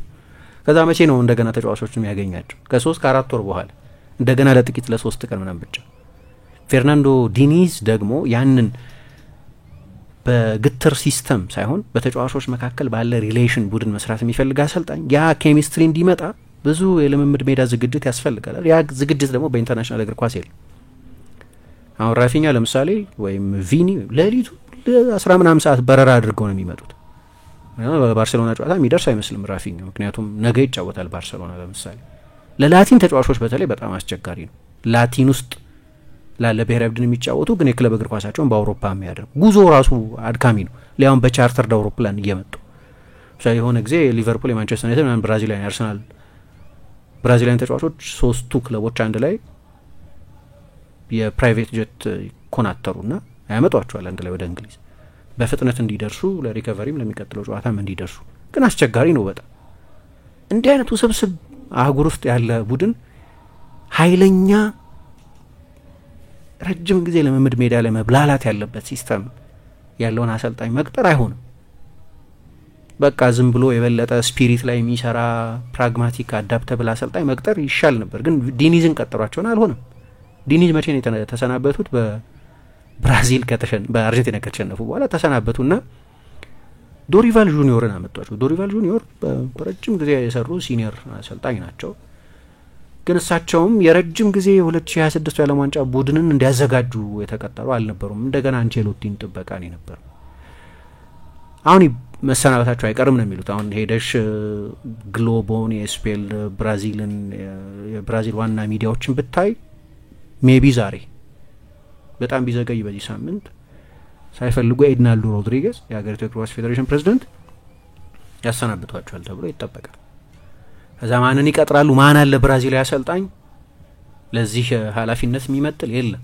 አቤል ፌሬራ እና ጆርጅ ጄሱስ እነዚህ ፖርቱጋሊያን አሰልጣኞች ሄደው ነው በቅርብ ጊዜ ኮፓ ሊበርታዶሬስን ያሸነፉት ከፌርናንዶ ዲኒዝ በስተቀር ረጅም ጊዜ ሆኗቸዋል። እና አውትስታንዲንግ የሆነ ብራዚላዊ አርጀንቲና አሰልጣኝ ማነው ብራዚላዊ አሰልጣኝ የለም። እና ለዚህ ነው የውጭ ሀገር አሰልጣኝ እንቅጠር የሚል ክርክር እንኳ ያለው። ይሄ የማይታሰብ ነበር ለብራዚል አይ ቲንክ 2 ጊዜ ብቻ መሰለኝ የውጭ ሀገር አሰልጣኝ ያሰለጠናቸው ካልተሳሳትኩ። ግን በአጭር ግን በስኬት የሚታወሱ ማለት ነው። ትልልቆቹ ድሎቻቸው በሙሉ በሀገራቸው አሰልጣኞች የተሳኩ ናቸው። እና ከ1959 በኋላ ከ1959 ከ65 ዓመት በኋላ ማለት ነው እንግዲህ የብራዚል ብሔራዊ ቡድን እንዲህ አይነት ሽንፈት ገጥሞታል። 6 ለውጥ አድርገው ነበር የመጡት ትላንትና፣ እሱም አልሰራም። ጆአው ፔድሮን፣ ቫንደርሰንን፣ ብሩኖ ጊመራይሽን፣ ጄርሰንን፣ ጋብሪኤል ማጋሌሽን፣ አሊሰን እነዚህ አይነት ተጫዋቾች ተቀይሮ ገብተው ቅድም ያነሳዋቸው ተጫዋቾች ገብተው የበለጠ የማጥቃት ተጫዋቾችን ተጠቅመው ግን ይሄ አሁን ከባድ ታክቲካዊ ስህተት ነው። 2 ጥልቅ አማካዮች ማቲዩስ ኩኛን ከቆጠርኩት 5 አማካዮች ሆነው የአርጀንቲና ብሔራዊ ኦልሞስት በ6 አማካይ ተጫውተው በቃ አማካይ ክፍሉን ኦቨርዌልም ነው ያደረጓቸው። በፍጹም ሊመጣጠኑ አልቻሉም። ከረፍት ሲመለሱ ነው እንግዲህ ኤንድሪክን አስገቡ፣ ሊዮሪት፣ ጆ ጎሜዝ ገብተው ጆሌንቶ ሮድሪጎን ሙሪሎን ያስወጡት። አንዳንድ ሰዎች በብራይተን በኖቲንጋም ፎረስት ተጫዋቾች ተጫውተን የትም አንደርስም ምናምን ይላሉ የብራዚሎቹ። እና ቲም ቪከር እንደምን አይነት ክርክር ነው? እንደ አይነት ክርክር የአርጀንቲና ተጫዋቾች አብዛኞቹ እኮ አሁን የት ነው የሚጫወተው? ኦታሜንዲ ቤንፊካ ውስጥ ነው። የፖርቱ ከዋናዎቹ 5 የአውሮፓ ሊጎች ውጪ ባለ ሊግ ውስጥ ነው የሚጫወተው። ናሁኤል ሞሊና አትሌቲኮ ማድሪድ ቤንች ነው። ኒኮላስ ታሌፊኮ በትልቅ ደረጃ ሲጫወት ካየ ነው ቆይተናል። ፓሬዴስ እንደዚሁ። ምን ለምትሉ ጥሩ ተጫዋቾች አሏቸው። ኦኬ፣ ግን ማን ፎርማን ብትሄዱ በፍጹም ይሄ የብራዚል ስብስብ ከአርጀንቲና ስብስብ አያንስ። የሚያንሰው በቡድንነት ነው። ቡድን መስራት የአሰልጣኝ ስራ ነው። እና መጥፎ ጊዜ ነው ለብራዚል እግር ኳስ። ቅድም እንዳነሳው ለአርጀንቲና እግር ኳስ ደግሞ ወርቃማው ጊዜ ነው። ለዚህ ነው መቼ እንደሚቆም መቼ እንደሚያበቃ አናውቅም። የሆነ ጊዜ ያበቃል። ባህሪያዊ ነው እሱ። እግር ኳስ በሳይክል ነው የሚሰራው አለ። የሆነ ጊዜ ሳይክሉ ያልቃል። ያኔ ደግሞ የምንቸገርበት ጊዜ ይመጣል። ያ ጊዜ መቼ እንደሚመጣ አይ ሆፕ ረጅም ጊዜ ይቆያል አለ። ይሄ ድላችን እንደዛ ነው የምመኘው። ግን እሱ ተስፋ ነው። መቼ እንደሚቆም ስለማናውቅ ያንዳንዱን ቅጽበት እንደሰትበት ብሏል። እና እውነቱን ይሄ ብራዚል የአርጀንቲና ብሔራዊ ቡድን ወርቃማ ጊዜ፣ የብራዚል እግር ኳስ ደግሞ የከፋ ጊዜ ነው። እስኪ ደግሞ የአድማጮችን አስተያየት እንቀበል። ማን የነ ራፊኒያ ፉከራ ገደል ያስገባቸው አርጀንቲና በእርግጥ ጨዋታውን ለመመልከት አስቸጋሪ ስለነበር አላየሁትም፣ ግን ደግሞ ከጨዋታው በፊት ስለተባሉት የቃላት ጦርነት ሰምቻለሁና የብራዚል ብሔራዊ ቡድን በጣም ወሬ አብዝተው ስለነበር በጣም ጠብቂያቸው ነበር። ግን ውጤቱን ሳይ የሆነው ሌላ ነው። አርጀንቲና ምርጥ ልጆቿን ሳትይዝ ነው የገባችውና በማጥቃቱ በኩል ችግር ሊፈጠር ይችላል የሚል ግምት ነበረኝ። ነገር ግን እነሱም ወሬ ብቻ አረጉት ብቻ እናንተን ለመስማት ጓጉቻለሁ ብሏል። ዞላ ማን ዩናይትድ በጣም ምርጥ ጨዋታ ነበር። በሜዳ ላይ ብቃት አርጀንቲና ልዩ ነበረች። በሙከራ ጎልም በተለይ እስከ ረፍት የአንድ ቡድን ግሩም ቅንጅት ነበር ያየሁት። ማቲያስ ኩኛ ጎል ከሮሜሮ እንደ ጊፍት ነው የተሰጠው። ከረፍት መልስ አርጀንቲና ቀዝቀዝ ቢሉም ብራዚል መሻሻል አልቻሉም። ጭራሽ የሲሞኔ ልጅ ሲጋባ አራተኛ ግብ አስቆጥሮ በሜዳ ላይ ብሽሽቅ ቃላት ውርበራ መሀል ጸብም ተጨምሮ እንኳን አላርም ሞላውና አየውት ብዬ ተኝቻለሁ ብሎናል። ራሺ ፈይሰል በቅድሚያ የሌሊቱ ጨዋታ ላመለጣቸው የእግር ኳስ ወዳጆች የልና ጸሎት እናደርጋለን። አርጀንቲና ማለት በአንደርዶግ ሜንታሊቲ በአቬሬጅ ተጫዋቾች ቅድሚያ ለቡድን በሚል አእምሮ የተሰራ ዓለም ላይ ላለ ለየትኛውም ብሔራዊ ቡድን የማይተኛ ቡድን ነው። ምናልባት ከዓመታት በኋላ ማንም ስለተጫወቱት እግር ኳስ ላያስታውሱ ይችላል። ግን ስለ ህብረት፣ ስለ አንድነት ከተወራ ከማንም በፊት አይምሯችን ላይ ይመጣሉ። ከማካሊስተር ውጪ ማንም በትልቅ ቡድን የተደላደለ ቋሚ ቦታ ያለው የለም። ግን በአሰልጣኝ አእምሮ ማንንም ያፈራርሳሉ። የብራዚል ነገር ከአመት አመት እየባሰ ይገኛል። ትሬንት እኛ ማድሪዶች በጉጉት እየጠበቅ ነው ሰናይ ቀን ብሎናል። አንዱ በጎ ነገር ለአርጀንቲና ለምሳሌ ሜሲ የሚቀጥለው የዓለም ዋንጫ ሲመጣ 38 አመት ነው ይሆናል አይደል? 40 38 ወይ 39 እንደዚህ ይሆናል። ስንት አመቱ ነው? ከአንድ አመት ምናምን በኋላ ነው የዓለም ዋንጫ የሚደረገው። እድሜው ምንም ቢሆን ለማንኛውም አስቸጋሪ ነው ማለት አሁን እንደምታየው ብዙ ጉዳቶች እንደ ልብ እየተጫወተ አይደለም እና ያኔ ያለ ሜሲ ቡድኑ መሰራት ይችላል ማለት ሜሲ ላይ ዲፔንድ ማድረግ አይጠበቅባቸው። አንዱ በጎ ነገር የሚመስለኝ እሱ ነው።